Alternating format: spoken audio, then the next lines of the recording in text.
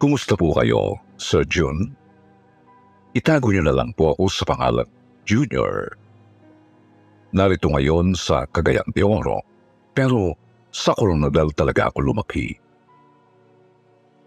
Sa Coronadal din po nangyari itong ikukwento ko tungkol sa naging guro namin noong high school. Aaminin ko pong hindi ko masyadong naiintindihan kung ano ba talaga ang ginawa ni Ma'am Judith sa mga kamag-aral ko. Ni hindi ko rin po sigurado kung ano ba talaga si Ma'am, kasi hindi naman ako maalam sa mga ganitong kababalaghan at kademonyohan. Ang natitiyak ko lang, may kakaiba sa guro namin. At maraming estudyante sa aming paaralan ang napahamak dahil sa kanya. 2001 pa po ito nangyari. Noong second year high school pa lang ako. Hindi naman ako batang still noon, pero sobrang tamad ko pong mag-araw. Hindi gumagawa ng mga assignment. Di nagre-review para sa mga quiz o exams. At madalas ding late o absent. Wala na nga po akong updates sa mga kaganapan sa school paminsan-minsan kasi mas pinipili ko pang mag-basketball na lang.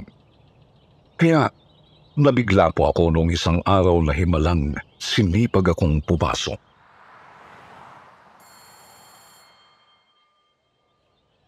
Kita ko po kasing may ipinagbago sa classroom namin.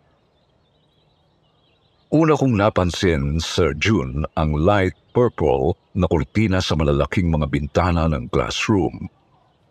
Tapos, marami ring purple decor sa paligid. Gaya na lang ng cover ng teacher's desk. Kita ko rin ang purple na smiley face na nakadikit sa bandang upper center ng blackboard. Isa pa po, may full-length mirror sa likod. Sa bandang gitna, mayroon ding maliliit na mga salamin sa apat na sulok ng kisame. Mga salaming nakaharap na isa-isa kong sinuring maigi. Tinanong ko po ang kaibigan kong si Kevin kung ano nangyari doon. Sabi naman niya, Yan, kaka-absent mo eh. Hindi mo na nalamang patay na si Ma'am Del Rosario. Tapos ayun, pinalitan ng bagong teacher, si Ma'am Judith. Siya yung naglagay ng mga yan. Nabigla naman po ako nang malamang namatay pala ang matandang class advisor namin, Sir Jun. Siya rin po ang MAPE teacher namin. Dumalaw nga raw po ang mga kaklase ko sa burol noong nagdaang araw. Kaso, absent ka naman ako. Nakipag-usap pa po ako kay Kevin. Sabay kopya na rin ang mga assignment. Ilang minuto pa, tumulog na rin ang bell. Tapos, may pumasok na isang dalagang guro. Hindi naman siya ganoon kaganda talaga. Pero, masasabing may ibubuga rin naman. Subalit, katititig ko sa kanya, agad kong napansing hindi nagtutugma ang kanyang ngiti at ang kanyang mga mata. Ibig ko pong sabihin, napakatalim po kasi niya kung makatitig sa amin, kahit pa napakatamis ng kanyang ngiti. Mga bagay na lalo kong napansin nang tinawag niya ako para magpakilala, kasi yun ang unang beses na nagkita kami. Sa June, sa pagkakataong yun pa lang, nawirduhan na po talaga ako sa kanya. At lalo pa akong nagtaka lang simulan niya ang klase. Tumayo siya sa may gitna ng blackboard, tapos itinuro ang purple na smiley face sa bandang itaas. Class, huwag kayong maingay at masyado malikot, ha? Baka magalit si Dante sa inyo. Alam niyo na, ayaw ni Dante ng mga batang magugulo. Magsalita lang kung kinakailangan o kapag tinawag ko. Okay ba? Sabay-sabay sumagot ang mga kaklase ko ng, "Opo, Ma'am Judith." Sabay-sabay rin silang nanahimik at tumingin sa blackboard. Napamaan po ako kasi kilala ang section namin bilang pinakamasahol sa second year. Masyadong makukulit at sutil ang mga kaklase ko. Kaya, paanong umamos silang bigla dahil lang sa isang mababaw na pananakot? Nagpaliga-liga ako. Wala talagang nagsasalita o naglulumikot sa mga kaklase ko. Nagpatuloy lang sa lesson si Ma'am, pero pansin kong maya't maya niya akong sinusulyapan. Saglit niya akong giningitian, ngunit napakatalim pa rin ang kanyang mga mata. Ibinaling ko ang tingin sa sinasabing si Dante. Pangkaraniwang purple cartolina lang naman ito na ginupit pabilog. Subalit sadyang napakabigat ng pakiramdam ko. Habang tinitingnan ito, pakiramdam ko nakikipagtitigan ito sa akin. At ramdam ko ring bumibigat ang kalooban ko. Hindi ko nga pumaalis ang tingin sa guhit na yun. Hanggang sa namalayan ko na lang na tumunog na ang bell. Nagpaalam na si Ma'am Judy kasi oras na para sa susunod naming subject. Agad ding bumalik sa pagiging magulo ang mga kaklase ko pagkalabas niya. Sir June, palaging ganoon ang napapansin kong tagpo kapag pumapasok ako. Tahimik ang buong klase kapag oras ni Ma'am Judy, tapos nagiging magulo ulit pagkaalis niya. Ang pinagkaiba lang, di naman nababawasan po ang pagiging makulit ng mga kaklase ko sa pagdaan ng mga araw. Napansin ko po kasing nanalamlay yung iba at naging bugnutin. Kasama na yung dati na talagang mga masayahin at maiingay. Yun nga lang po, hindi pa rin ako nagbabago. Absent pa rin ang absent. Tapos nangungopya lang ng notes at assignments kay Kevin. Hanggang sa isang hapon, bigla na lang akong tinawag ni Ma'am Judith noong pauwi na sana ako. Sir June, hinintay po naming makaalis lahat ng mga classmates ko. Konti na nga lang din ang mga estudyante sa buong building namin. Pumasok kami sa classroom namin, tapos kumuha agad ng pansin ko ang mga salamin. Noong una, hindi ko sigurado. Pero may nahagip kasi ang paningin kung parang may gumagalaw sa mga yun. Pinaupo ako ni Ma'am sa may gitnang upuan sa harap, habang naroroon naman siya sa teacher's desk. Hindi na rin po siya nagpatumpik-tumpik pa at agad akong tinanong tungkol sa palagian kong pag-absent at pagka-late. Napayo ko lang po ako kasi wala naman akong matinong maisasagot. Subalit, napatingala ako ng langangiti nang sinabi niyang, "Alam mo, Junior, magagalit sa'yo si Dante kapag hindi mo tinigilan ang ka-absent mo. Nalulungkot kasi siya kapag may mga batang hindi inaayos ang kanilang pag-aaral eh." Sir June, napatingin ako sa purple smiley face na nasa itaas ng blackboard. Tinitigan ko ang labi at mga mata niya, simpleng mga guhit lang ng itim na marker. Ngunit nagsimula na naman ang pagbigat ng aking pakiramdam. Naramdaman ko ring tumititig sa akin si Dante pabalik. Tuloy-tuloy sa pagsasalita si Ma'am Judith. paulit-ulit niyang sinasabing kailangan kong pumasok araw-araw bilang isang mabuting estudyante. Sinasabi niyang kailangan kong pumasok raw araw-araw para makita si Dante. Titigan ko lang si Dante. Hayaan ko lang si Dante na makita rin ako. Sir June, hindi ko alam kung ilang minuto akong nawala sa sarili. Puro boses lang ni Ma'am Judith ang naririnig ko. Habang ramdamang unti-unti kong pananamlahi. Basta, namalayan ko na lang. Nalakatiting pa rin pala ako kay Dante. Tapos, madilim na sa labas. Tumingin ako kay Ma'am. Andoon na naman ang malapad niyang ngiti, ngunit matalim na titik.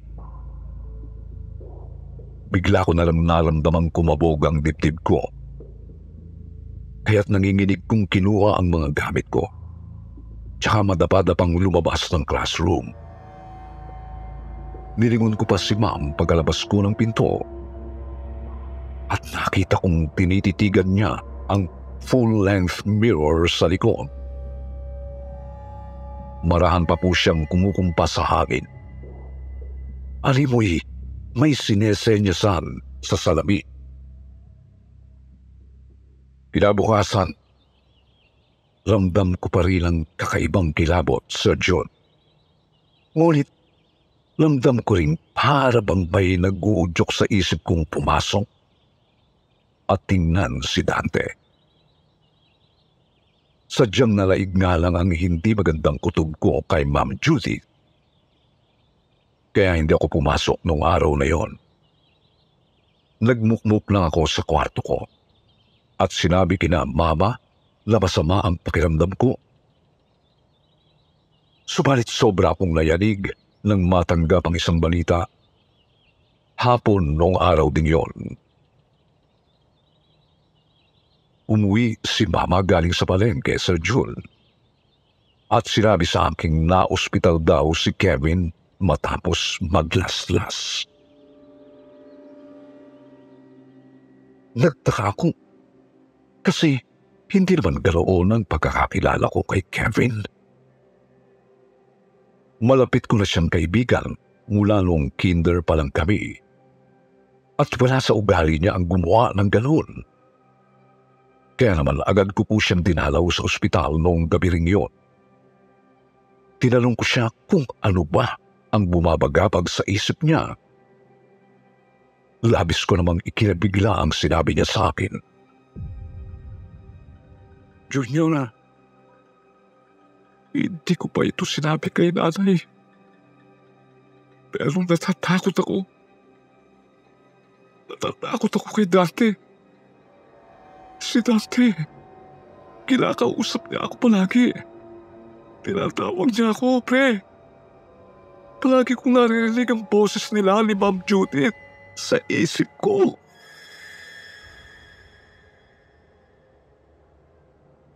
Kita ko po kung papaano manginig ang kaibigan ko habang sinasabi yun. Maski ako, kinakabahan din. Kasi ramdam ko na rin may kakaiba talaga sa bago naming guro. At sa kagustuhan kong malaman kung anong mayroon kay Ma'am Judith, napagpasyahan kong pumasok sa sumunod na araw. Sir June, pagkapasok ko sa classroom kinabukasan, kakaibang lungkot agad ang bumungad sa akin. Makulit at maingay pa rin yung iba, pero hindi ganon kagulo. Diniguri lang bulong-bulungan tungkol kay Kevin. At narinig ko ring may iba pa palang nagtangkang magpakamatay. At ang pinakamalala, may dalawa pala talagang natuluyan. Nagbigti ang isa. Samantalang uminom naman ng lason yung ikalawa. Napalingon ako sa smiley face drawing na nasa ibabaw ng blackboard. Kumabog na naman ang dibdib ko. kaya't napayuko na lang ako sa kinauupuan ko. Makalipas ang ilang minuto, dumating na si Ma'am Judith. At sinabi na naman sa klase na huwag maging magulo. Tahimik uli ang mga kaklase ko. Akala ko po noon, magsisimula na siya sa lesson noong araw. Ngunit, nagulat ako nang tinawag niya ako at galit na tinanong kung bakit umabsent na naman ako. Galit niyang sinabi, "Bobo ka na nga. Napakatamad mo pa. Kutong lupa ka. Paano ka magiging karapat-dapat para kunin Dan?" Kita ko pong natigilan si Ma'am Judith at nanlaki ang mga mata. Yun bang itsurang muntik magkamali nagsasabihin? Pumikit, bumuntong hininga, tapos malumalay akong sinabihang huwag na ngang umabsent ulit. Tumango na lang ako kahit tumitindi na talaga ang masama kong kutob sa guro namin. Lumipas ang ilang araw, nadadagdagan ang mga kaklase kong nagtatangkang magpakamatay. Pati na rin ang mangilan-ngilang estudyante sa kabilang section. Kita ko nga rin pong mayroon talagang naiiwang marka ng paglalaslas sa kanilang mga palapulsuhan.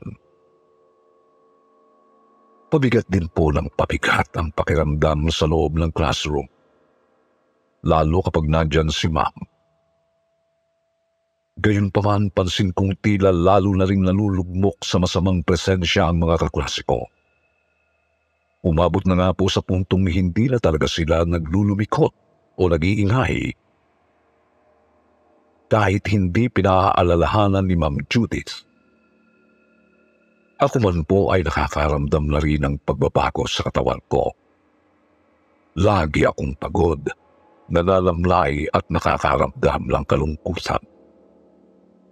Naisip ko na lang noon, siguro, kaya hindi ganon katindi ang talab sa akin ng kung ano. Kasi absent ako ng absent.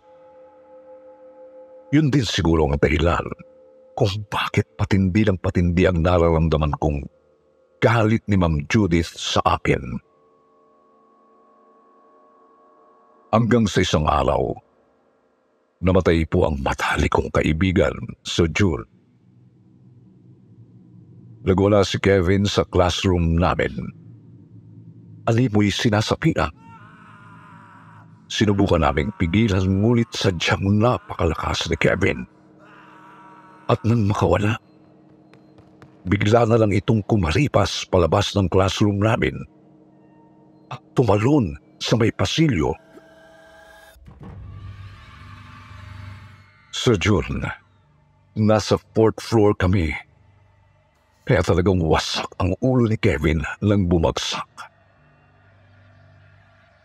Nagkagulo ang buong high school department dahil sa nangyari. Nataranta yung iba kasama na ako. Subalit kapansin-pansing matamlay pa rin ang karamihan sa mga kaklase namin ni Kevin. Higit sa lahat, kitang-kita kong nagpipigil ng tawa si Ma'am Judith. Sigurado akong nakita ko yun. Sigurado akong hindi ako namalikmata lang. Kaya naman noong matapos ang klase namin sa parehong araw, naisip kong sundan si Ma'am Judith.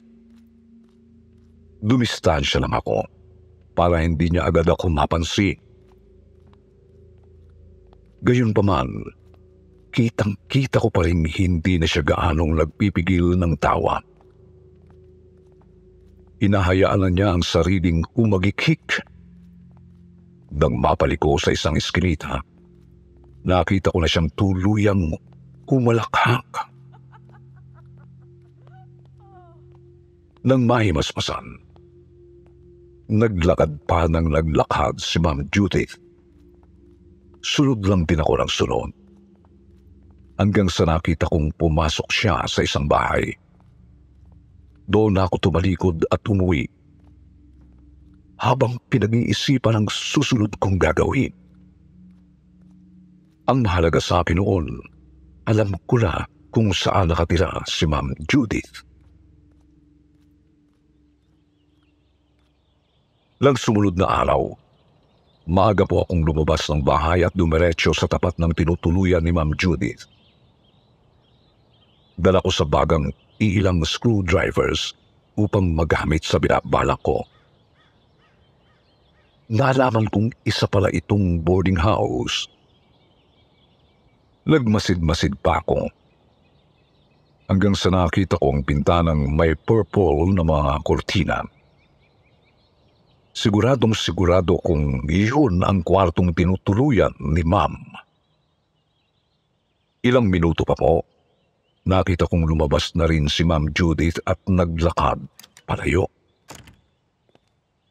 Halatang papasok na yun sa eskwelahan. Naghintay pa ako ng ilang minuto bago maingat na pumasok sa nasabing boarding house. Sir June, kabado na ako noon. Kasi baka may makakita sa akin. Ilang ulit pa akong muntik mahuli ng isa pang tagaroong naglalakad palabas. Hanggang sa marating ko rin ang hinihinala kong pinto sa kwarto ni Ma'am Judith. Paano ko nalamang yun ang kwarto ni Ma'am? Kasi may nakadikit sa pinto na isang purple na kartulilang ginupit pabilog. Yun nga lang, imbis na smiley face, kakaibang mga simbolo ang nakaguhit sa loob. Naramdaman kong may nakatitig sa akin nang tumayo ako sa harap ng pinto. Kaya't lalong kumabog ang dibdib ko. Subalit, inisip ko si Kevin. At inisip ang pakay na malaman ng lihim ng guro namin. Doon ko nilakasan ang loob at maingat na sinimulang sirain ang doorknob gamit ang screwdriver. Palingon-lingon kasi baka mahuli ako ng ibang boarder o ng landlord. Hanggang sa nasira ko nga po ang doorknob. Maingat kong binuksan ang pinto at agad sumalubong sa akin ang amoy asupre mula sa kwarto. Binuksan ko pa ng tuluyan ang pinto hanggang sa tumambad sa akin ang kakaibang silid ni Ma'am Judith. May mga pentagram at iba pang simbolong nakaguhit sa sahig. Tapos meron ding malalaking salamin sa bawat sulok. Marami ring nakasinding malalaking mga kandilang pawang kulay purple. Nakita ko ring nakakalat sa sahig ang napakaraming mga litrato. Mga litrato namin ng mga kaklase ko. May markang itim na X ang larawan ng mga nagpakamatay. Kasama na ang larawan ni Kevin. Doon pa lang, kinikilabutan na talaga ako ng gusto, Sir Jules. Subalit sa kagustuhan kong maintindihan ang nangyayari, ibinaling ko ang pansin sa isang makapal na itim na libro sa ibabaw ng kama ni Ma'am. Nauubo na ako noon dahil sa amoy asupre na humahalo sa hangin. Binuksan ko ang libro at nabasa ang salitang Dantalion. Noon din ay naramdaman ko ulit na may nakatitig sa akin. Ngunit wala namang ibang tao sa loob ng silid. Gayunpaman, napansin kong may manipis na usok na lumalabas sa mga salaming nasa 4 na sulok ng kwarto. Tinitigan ko ang isa sa mga salamin at halos malaglag ang kaluluwa ko nang makitang may mga matang nasa loob nito. Nalililisik at kulay ubi lang ang mga ito. Ngunit ramdam na ramdam kong nakatitig ito ng matalim sa akin. Gusto ko pa sanang basahin ang nilalaman ng libro, Sir Jun. Pero talagang tinatalo na ako ng hilakbot. Nabitiwan ko ang aklat. Tsaka mabilis akong kumaripas papalabas ng silid. Dali-dali rin akong tumakbo papalayo sa boarding house. Nagtatalo ang isip kong kung uuwi ba ako o pupunta ng eskwelahan. Hanggang sa napadaan na ako malapit sa paaralan.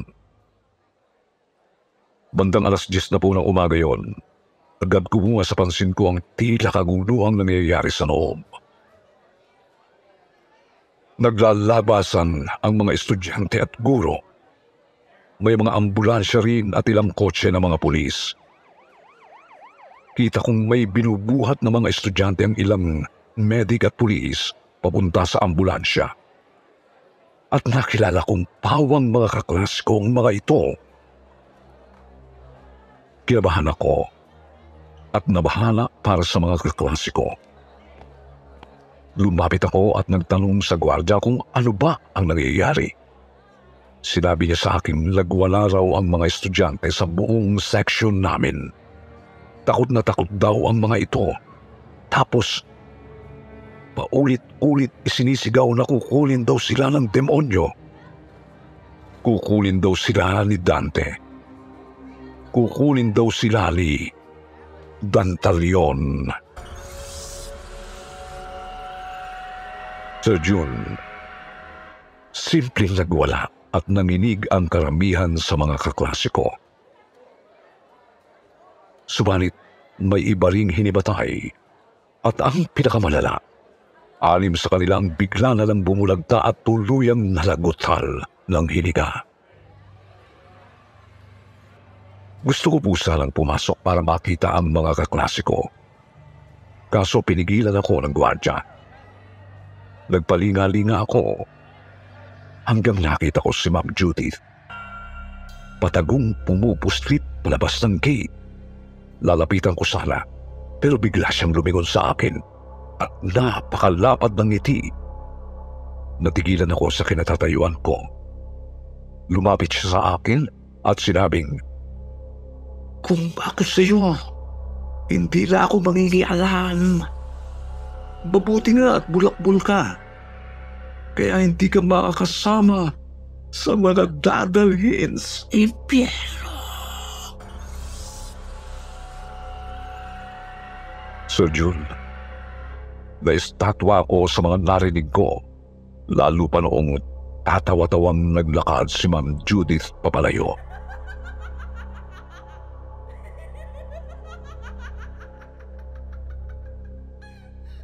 Namalayan ko na lang, napaiyak na pala ako dahil sa lapis na hilakbot. At hindi maawat ang panginginig ng kalamlan. Nilagnat pa nga po ako matapos sa mga sandaling yun. Nang may basbasan, pinilit ko pong kausapin agad ang principal tungkol kay Ma'am Judith. Sinabi ko lahat ng mga napansin ko, kasama na ang mga nakita ko sa boarding house ng guro. Noong araw din pong yun, ipinahanap ng principal si Ma'am Judith at pinapuntahan din ang tinutuluyan nito. Ngunit, hindi na ito mahanap o makita. Wala na rin ang mga gamit nito sa boarding house, bagamat naiwan ang mga kurtina, salamin at mga marka sa sahig. Kinilabutan nga rin daw ang mga pumunta sa silid ni Ma'am kasi napansin din nila at naamoy ang amoy asupre. Sir Jun, mass hysteria ang tinuturong dahilan kung bakit nagwala ang mga kaklase ko. O sabihin na po natin, ito ang pinalabas na dahilan kahit alam naman namin ng principal na may kakaiba sa nangyari. Sinasabi ng mga dalubhasa na mayroon lang daw mga factors na nakatrigger sa ganoong kilos ng mga kaklase ko. Sumalit, sigurado talaga akong may kinalaman si Ma'am Judith doon. Aaminin ko nga lang po na hindi ko alam eksakto kung ano ang ginawa ni ma'am. Basta ang nalaman ko lang sa konting pagsasaliksik, si Dantalion ay isa raw demonyo. Isang dakilang duke ng impyerno. Marahil ito rin mismong tinatawag na Dante ni ma'am at siya ring dahilan kung bakit nagbago ang mga kaklase ko. Gayunpaman, gusto ko pa rin magtanong sa mga tagapakinig. Sa palagay niyo po ba, ano kaya si Ma'am Judith? Siguro nga po, isang totoong demonyo yung Dante, Dantalion o kung ano man ang pangalan niya. Pero, bakit nagsisilbi sa kanya si Ma'am? Kasapi kaya siya ng kulto? O sapilitan lang na sinapian ng dyablo? Isa pa po, may kinalaman din kaya si Ma'am Judith sa mga kaso ng mass hysteria sa ibang mga paaralan? May mga nabalitaan po kasi ako. Hindi ko na lang sasabihin kung saan. Ang dami ko pong tanong, ano? Pasensya na po. Siguro, i-comment nyo na lang ang inyong mga palagay at nang mabasa ko po. Hanggang dito na lang po, Sir June. At maraming salamat sa pagkakataon.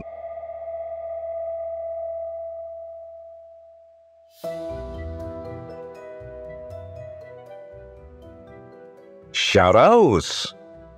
At ngayon naman, dumako tayo sa paborito nating shoutout portion.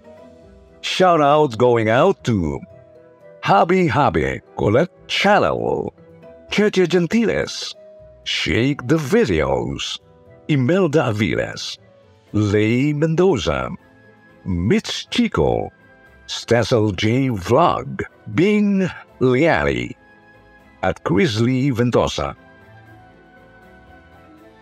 Ngayon naman po, magbabasa tayo ng pinakamagandang comment galing kay Kirch Howard at Marjorie Dequila. Sabi ni Hirsch, iba na talaga si Surgeon ngayon. Mas grabe ang improvement for good. And you are experimenting different toll. I like how you narrate the story this way. Yeah, cheers! Komento niya doon sa kwentong pinamagatang Bahay ni Pastor. Sabi naman ni Dolores Gallego, ang ganda ng kwento. Salamat po, Sir June at Team Sitio Bangungot. Happy listening all the way here, BGC Taguig.